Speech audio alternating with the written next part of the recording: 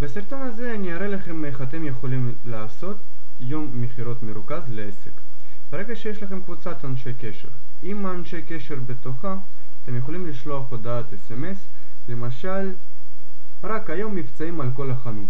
אז איך עושים את זה? מסמנים את הקבוצה, מכניסים מספר טלפון של העסק, של החנות,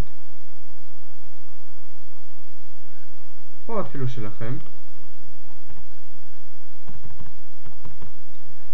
ומכניסים הודעה עצמה.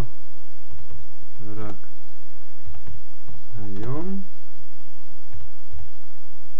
מבצעים על כל החנות.